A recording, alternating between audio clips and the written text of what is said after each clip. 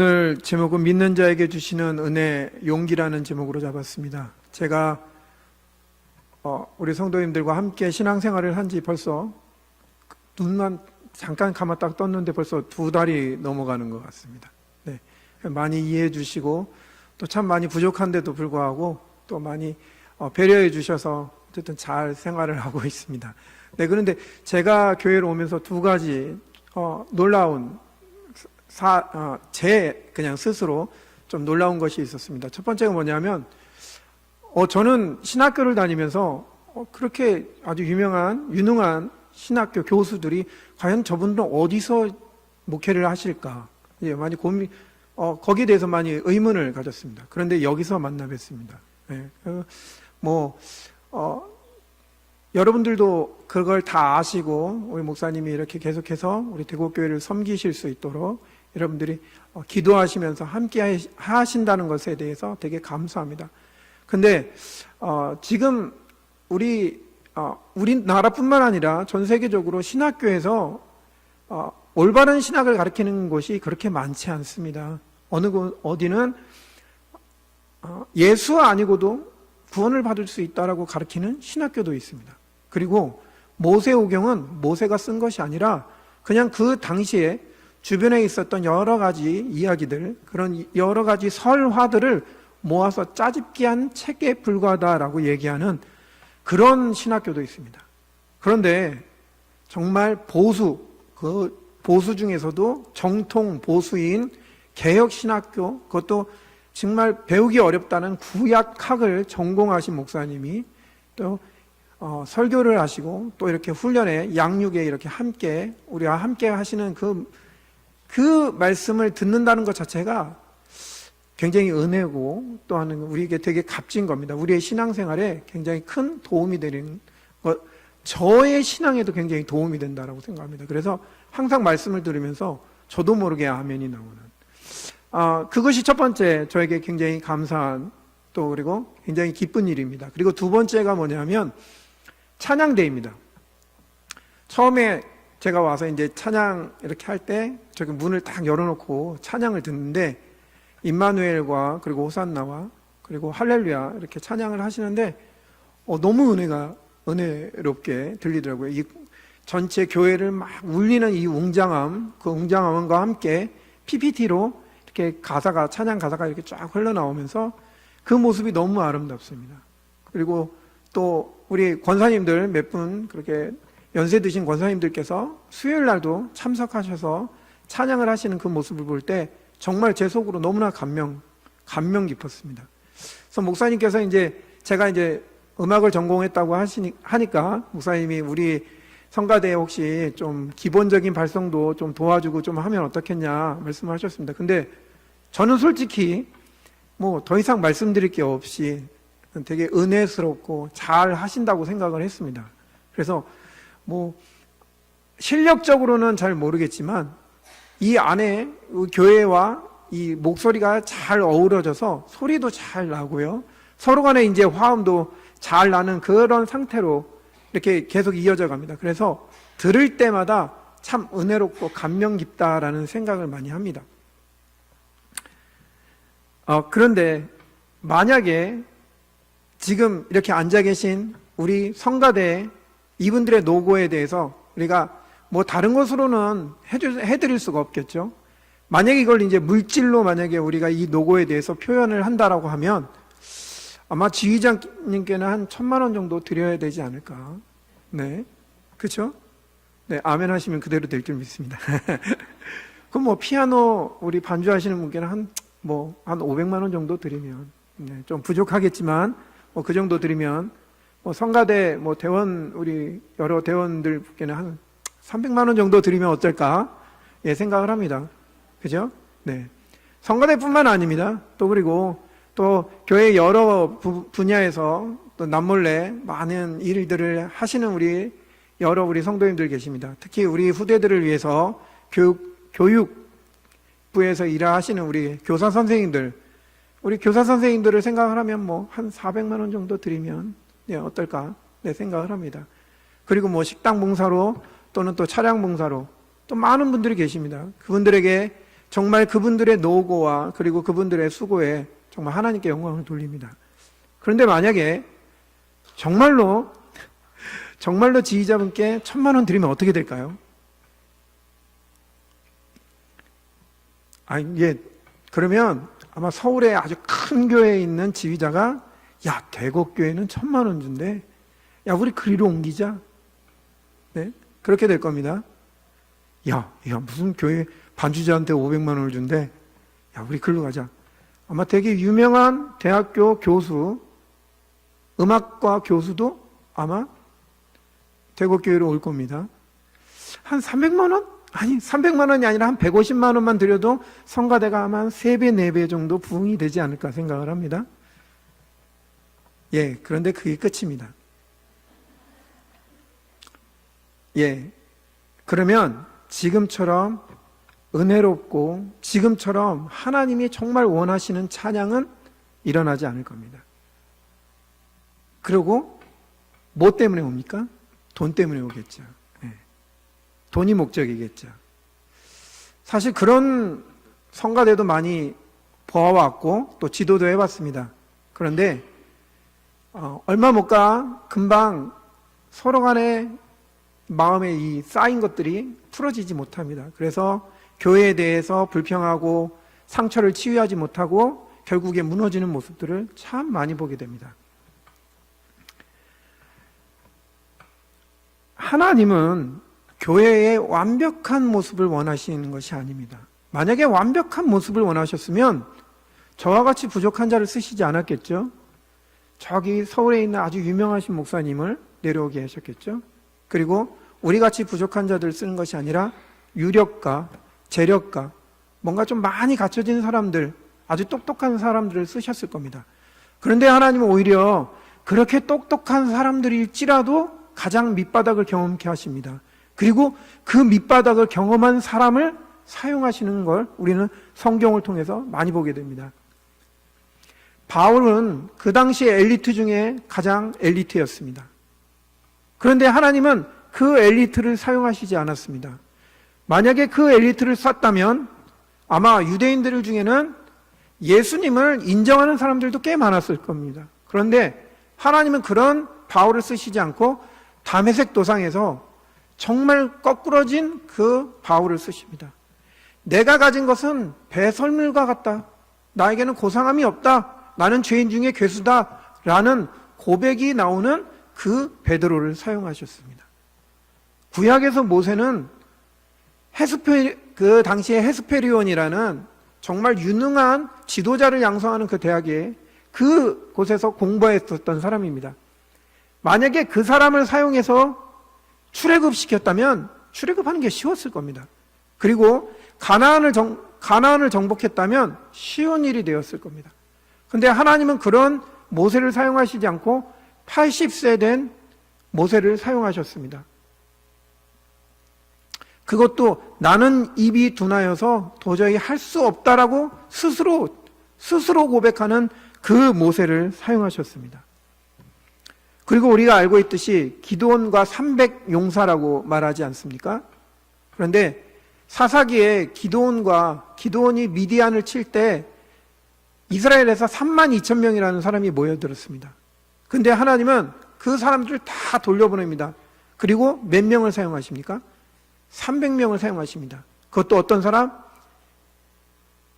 물을 개처럼 핥아먹는 그런 사람들을 사용하십니다.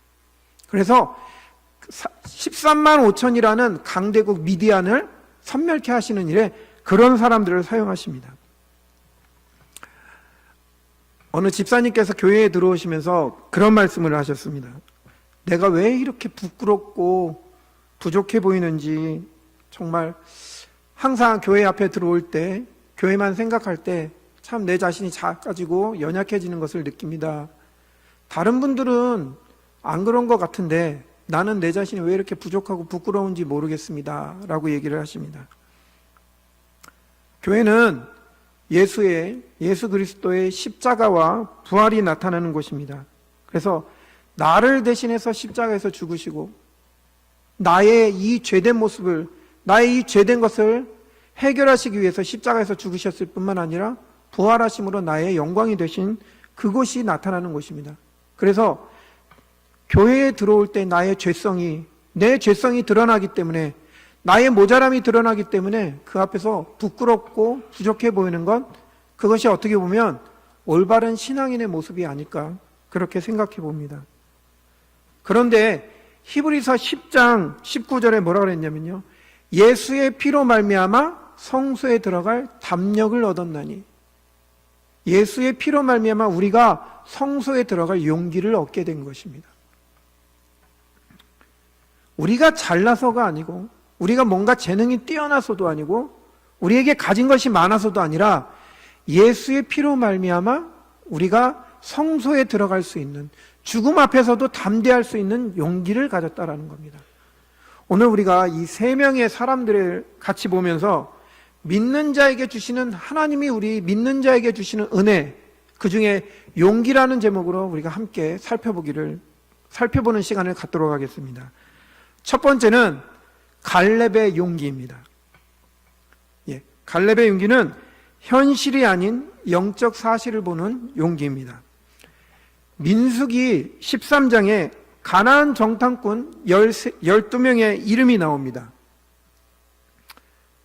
PPT 부탁드립니다. 네. 지금 르우벤 지파부터 해서 쭉 해서 그 이름이 나옵니다. 근데 삼무아에서 놀라운 하나님의 놀라운 명성, 그 이름들이 되게 멋있습니다. 근데 그 중에 누가 있냐면요, 여분네의 아들 갈렙이라는 사람의 이름이 있습니다. 근데 이 갈렙이라는 사람의 이 이름의 뜻이 뭐냐 하면 주인 없는 개라는 의미입니다. 그리고 또 다른 데서는 남자 매춘부라는 뜻을 가지고 있다고 합니다. 그 아버지 여분네의 이름의 뜻은 뭐냐면요, 다른 길이 있다라는 뜻입니다. 즉 희망이 있다라는 겁니다. 지금 우리가 살아가고 있는 이 현실이 아니라 다른 길이 있다. 얼마나 이쁩니까? 되게 의미 있지 않습니까? 그런데 자기 아들의 이름은 주인 없는 개입니다. 또 다른 이름으로는 남자 매춘부라는 의미를 갖고 있습니다. 그냥 우리는 갈렙 이렇게 얘기를 합니다. 그런데 이스라엘 사람들에게는 그 이름이 그대로 전달되어 있는 겁니다. 주인 없는 개. 그죠? 저기 주인 없는 개 간다. 그렇죠? 또 다르게 말하면 남자 매춘부 간다, 이런 표현으로 쓰여지는 것. 아마 자기 이름이 불려지는 것 자체가 싫었던 사람이 아마 갈렙이 아닐까라는 생각을 합니다. 갈렙 일로 나와 그러면 주인 없는 개 일로 나와 이렇게 들리는 거니까 욕이죠, 쉽게 얘기하면.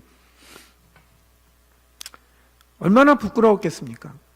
거기에다가 지금 이스라엘의 삶은 노예의 삶입니다. 그러니까 자신의 처지와 상태를 보면 그냥 그런 삶입니다. 그냥 어쩔 수 없이 살아가는 그런 삶일 겁니다. 아버지를 원망하고 환경을 원망하고 그렇게 살아갈 수밖에 없는 그 자신의 처지였을 것입니다. 그런 갈렙이 경험한 것이 있습니다. 뭐냐 하면 바로 출애굽 사건과 광야 사건입니다. 애굽의 10가지 재앙을 무너뜨리시고 홍해를 가르시고 또 구름 기둥과 불 기둥, 만나와 메추라기, 쓴물을 단물로 만드는 등의 이적을 동원해서 이스라엘을 구원하시는 이 하나님의 역사를 갈렙이 체험을 했습니다. 아무리 노예로 살고 있다고 할지라도, 아무리 상처가 많고 아무리 자신에게 부끄러움이 있다고 할지라도 상관없는 겁니다.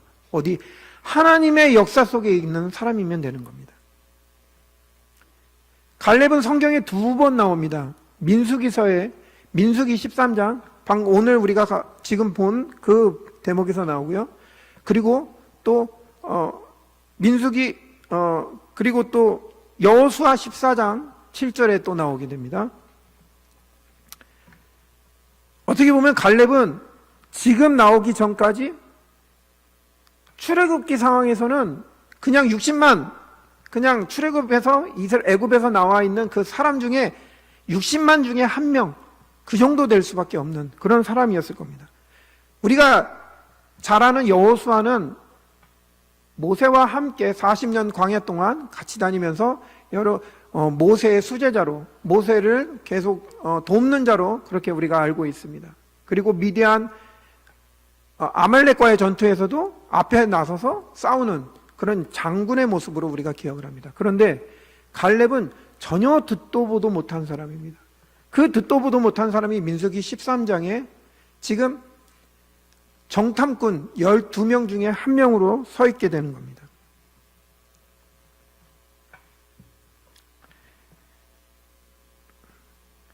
이 갈렙이 10명이 지금 고백을 하는 상황이, 10명은 어떤 고백을 했냐면요, 그 땅은 우리가 갈 수 없다.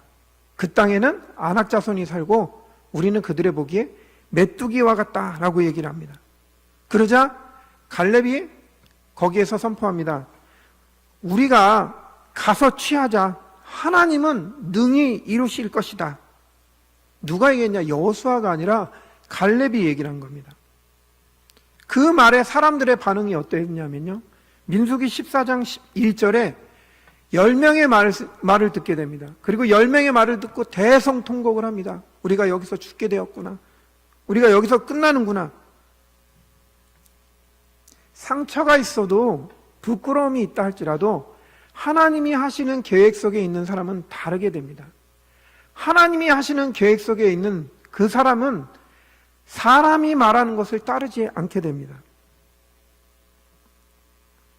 다수를 따르는 것, 다수를 따르는 게 중요하겠죠. 그러나 다수를 따르는 것이 정말 옳은 것은 아닙니다. 중요한 건 하나님의 계획이 어디 있느냐가 중요한 겁니다.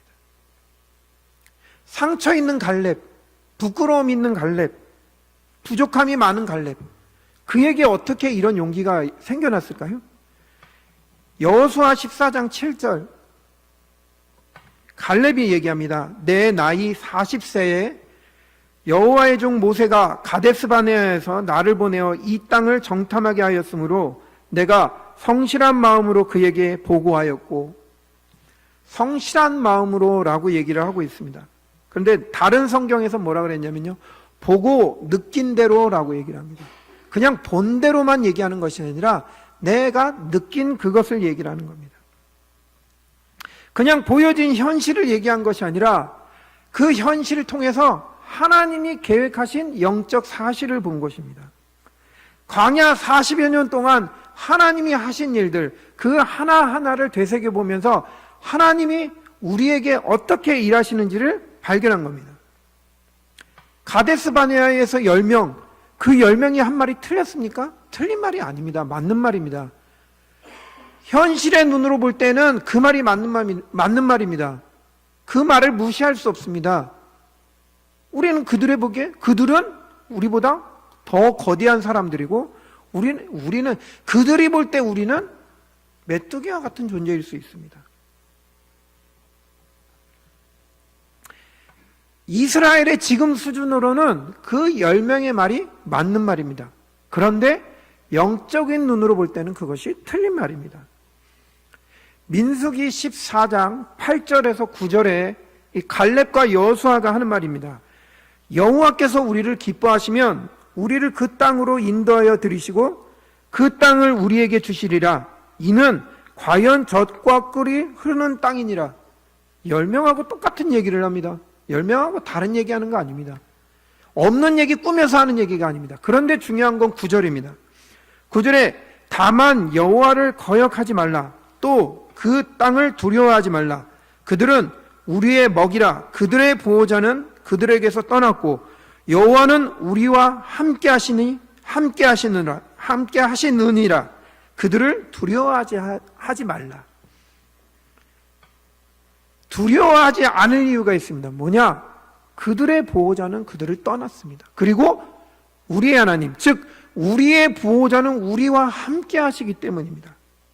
상처가 있는, 부끄러움이 있는 그 갈렙의 용기가 어디서 나왔습니까? 우리와 함께 하시는 우리의 보호자를 알고 있기 때문입니다. 진실을 말할 때가 아닙니다. 현실에 입각해서 말할 때가 아니라 영적 사실을 믿고 나아갈 때, 그때 하나님이 함께 하시는 겁니다. 광야 40년 동안 60만의 그 많은 사람들은 계속 원망과 불평뿐이었습니다. 그런데 여호수아와 갈렙만은 40년 동안의 일들이, 그리고 가나안 정탐을 통해서 그 40년의 일을 확인한 겁니다. 아, 하나님이 이렇게 우리와 함께 하셨구나. 아, 40년 동안 신발도 닳지 않게끔 우리를 인도하고 계셨구나. 만나와 메추라기를 통해서 우리를 계속해서 먹이셨구나. 그걸 확인하는 시간이었습니다. 그렇지만 10명, 반대했었던 그 10명은 체험을 했습니다. 그런데 틀리게 확인을 한 겁니다. 그들은 광야 40년을 어떻게 봤습니까? 하나님이 이스라엘을 괴롭히려고 데리고 온 것으로 생각을 했습니다. 우리를 애굽에서 죽일 데가 없어서, 우리를 다른 땅에서 죽일 데가 없어서 이 땅까지 끌고 나와서 죽이려고 하느냐라고 직접 얘기했습니다. 이 애굽에서 가나안으로 가는 이 광야길이 그렇게 많이 걸리는 길이 아니라고 합니다. 뭐 한 40일 정도면 도착할 수 있는 그런 거리라고 합니다. 그걸 이스라엘 사람들이 몰랐겠습니까? 아마 알았을 거라고 생각을 합니다. 그 40일이면 도착할 그 거리를 40년 동안을 뺑뺑이 돌리는 겁니다. 그러면 우리도 불평하고 원망이 나올 수 있을 겁니다. 그러나 하나님은 현실 그리고 사실을 가지고 따지기를 원하시는 것이 아니라 오직 하나님만 바라보는 영적 사실을 가지고 믿음으로 가나안 땅으로 들어가기를 원하신 겁니다. 우리의 현실과 사실을 보면 어려움이라고 말할 수 있습니다. 그리고 세상은 안악자손과 같이 골리앗의 그 자손들과 같이 거대해 보일 수도 있습니다. 그들에 비해 우리는 메뚜기와 같은 모습일 수 있습니다. 그러나 그들의 보호자는 이미 떠났고 우리의 보호자, 우리의 아버지 하나님은 우리와 함께 하시는 겁니다. 이 영적 사실 속에서 믿음으로 정말 이 길을 걸어가는 우리 대곡교회 성도님들 되시기를 축복합니다. 두 번째가 라합의 용기입니다. 두려움을 극복한 하나님에 대한 신뢰, 그 신뢰에서 나오는 용기입니다. 그러니까 라합이라는 사람에 대해서 우리가 잘 알고 계실 겁니다. 이 라합은 히브리어로 얘기를 할 때 넓다라는 의미를 갖고 있습니다. 그런데 여리고 그 메소포타미아 지역의 이름을 따지면 오만, 흉악, 폭풍, 안 좋은 뜻은 다 들어가 있는 메소포타미아의 그 신화에 나오는 여신의 이름이라고 합니다. 그리고 그녀는 기생이었습니다. 모든 사람이 성 내에 안전한 곳에 살아야 되는, 그런데 이 기생은 성 외벽에 살았던 사람입니다. 그러니까 다른 사람들에게서도 차별화되어지는 그런 삶을 살았던 사람입니다. 그런 라합이 어느 날 소문을 듣게 됩니다. 이스라엘에 대한 소문입니다. 당시 아주 초강대국이었던 애굽, 너무나 강대국이어서 주변 나라들을 다 휩쓸고 거기에다가 구스 땅인 저 아프리카 지역까지 휩쓸어서 노예들을 막 다 끌고 옵니다. 끌고 와서 자기네들이 원하는 피라밋, 그 다음에 여러 가지 신전, 신상들, 그런 것들을 세우는데 노예로 사용을 합니다. 그런 강대국 애굽의 어느 날 60만 이스라엘이라는 아주 조그만 무리가 애굽을 무찌르고 나오기 시작을 합니다. 그리고 홍해 앞에서 그 당시에 가장 강력한 무기였던 애굽의 전차부대, 그 전차부대를 홍해 앞에, 홍해 바다 밑에다 다 참수시키는 그 역사가 일어납니다. 이 애굽을 무찌르고 지금 60만이라는 인구가 한꺼번에 지금 광야로 쫙 나옵니다. 60만이라는 사람이 쫙 나오면 그 주변에 강대국들이 가만히 있었겠습니까? 오합지졸입니다. 노예로만 살아왔기 때문에 전쟁이란 걸 한 번도 해보지 않았던 사람들입니다. 그냥 노예로만 계속 일만 했었던 사람들입니다. 군인이 아닙니다. 근데 당시에 아모리, 아말렉, 바벨론, 아수르, 여러 가지 아주 강대국들이 주변에 굉장히 많았습니다. 그런데 그 많은 국가들이 이 60만이라는 이 이스라엘, 이런 표현은 죄송하지만 떨거지 같은 이 사람들을 절대 치지 않았습니다. 왜일까요? 애굽의 몰락을 보았기 때문입니다. 중간에 아말렉이 한번 손을 댔습니다. 아말렉이 한번 이것들 내가 잡아가서 우리의 노예로 한번 써보자! 그러고선 이스라엘을 쳤습니다. 그런데 어떻게 됐습니까? 모세가 손을 올리면 이스라엘이 이기고, 모세가 손을 내리면 아말렉이 이기고, 그래서 한쪽에선 아론과 훌이 손을 받쳐갖고 끝내 이스라엘이 아말렉을 무찔르는, 사람이 상상할 수 없는 일이 일어나게 되는 겁니다.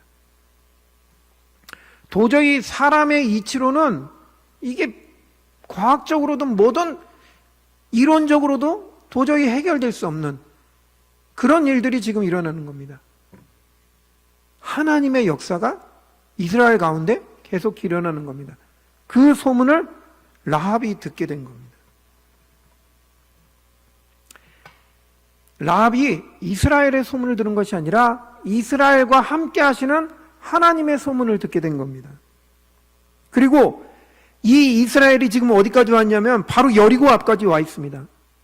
여리고 앞까지 와 있는 데다가 거기다가 아주 깨재재하게 생긴 두 명의 정탐꾼이 딱 봐도 이스라엘 사람같이 생긴 두 사람이 지금 여리고 성 안으로 들어와 있습니다. 자, 그러면 우리는 뭘 선택을 해야 될까요? 그 깨재재하게 생긴 두 사람을 선택을 해야 될까요? 아니면은 누구도 무너뜨릴 수 없을 것 같은 이 여리고성, 나에게 안전하다고 여겨지는 이걸 선택해야 될까요? 라합이 선택한 건 뭘 선택했습니까? 이스라엘을 인도하여 내시는 하나님을 선택합니다. 결국 하나님의 뜻이 그러하시다면 아무리 철옹성 같다고 할지라도, 아무리 강대하다 할지라도 결국 하나님은 이루실 수밖에 없구나. 그러면 내가 어디에 있어야 되냐? 나는 어느 편에 서야 되나? 거기에 대한 라합이 분명한 언약을 붙잡은 겁니다.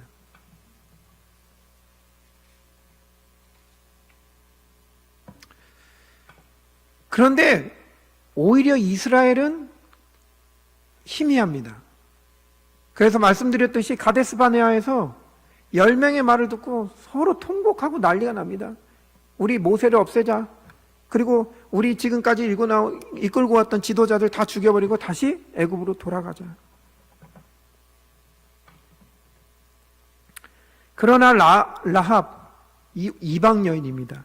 이방 여인이며 기생이라는 직업을 가지고 있는 사람. 그것도 다른 사람들에게 오만, 흉악, 이런 말을 듣는 이 여인.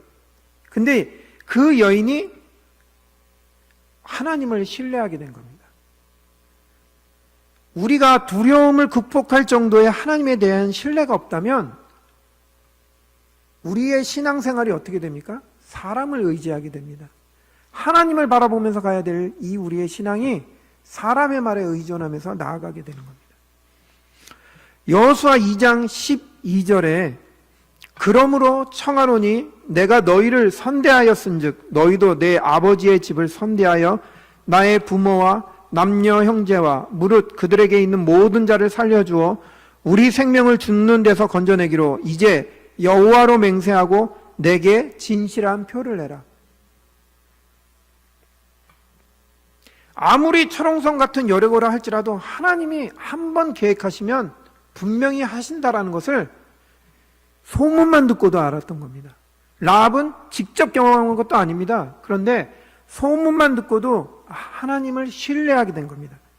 그래서 이스라엘이 쳐들어올 때, 이스라엘이 이 여리고성을 점령할 때 나와 우리 가족에 대해서 분명히 생각해 줘야 된다. 선대해달라라고 말을 하게 된 겁니다. 거기에 대해 정탐꾼 2명은 얘기를 합니다. 그러면 붉은 줄을 성 외벽에 이렇게 달아라. 그거 보면 그 집안에 있는 사람들은 우리가 건들지 않겠다. 자, 정탐꾼이 이렇게 얘기하고 이스라엘이 다시 여리고를 쳐들어오는데 얼마나 시간이 걸렸냐면요, 바로 그 다음날 들어온 게 아닙니다. 못해도 15일 이상, 그 이상이 걸렸을 겁니다. 뭐 지금처럼 핸드폰이 있는 게 아니라 우리 들어가, 문 열어, 이게 아니지 않습니까? 뭐 어디서 무슨 얘기를 들을 수도 없고 어떻게 됩니까? 그냥 쉽게 얘기하면 정탐꾼이 나간 그 다음 바로 줄을 내려 달았습니다. 여리고 사람들이 들어오죠. 야, 이거 뭐야? 너 이 붉은 줄 내는 건 뭐야? 어떤 사람들은 의심에 차서 얘기를 할 겁니다. 어떤 사람들은 협박할 겁니다. 당장 걷어들여. 이거 뭐야? 두려울 겁니다. 무서워서 그들의 협박, 그들의 뭐 여러 가지 얘기에 마음이 많이 흔들렸을 수도 있습니다. 그러나 그 두려움 속에서도 누굴 신뢰했습니까? 이스라엘을 신뢰한 것이 아니라 이스라엘과 함께 하시는 하나님을 신뢰했습니다.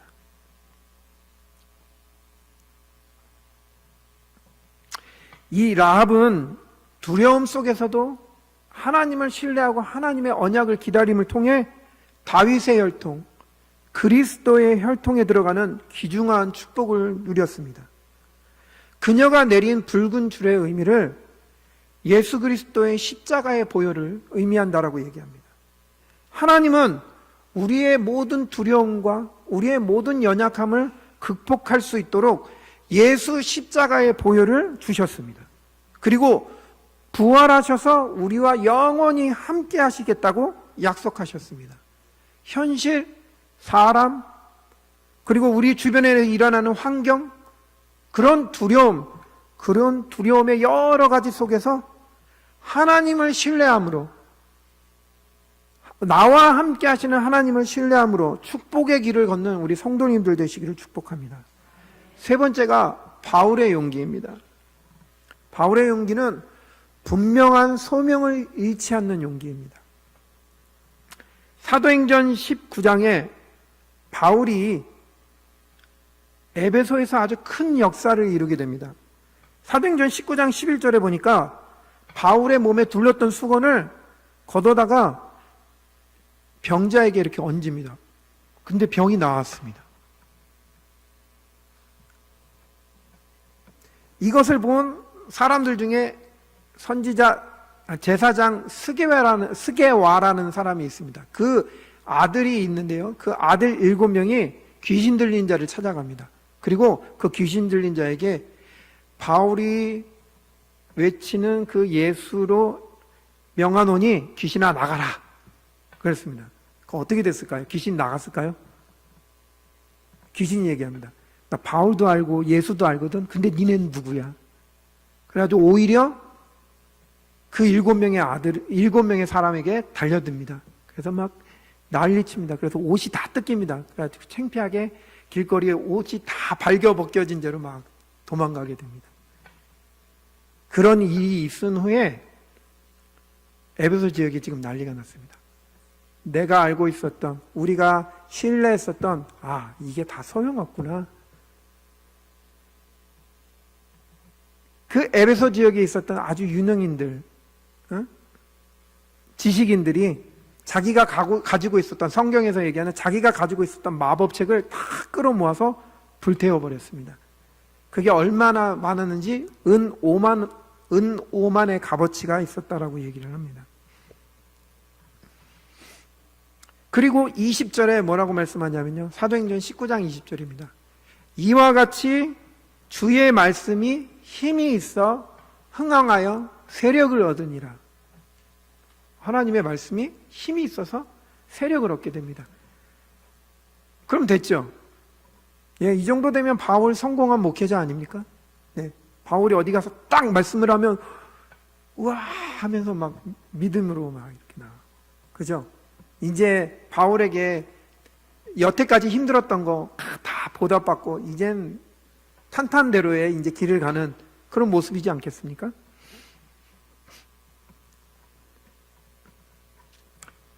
그런데 그게 우리의 관점입니다.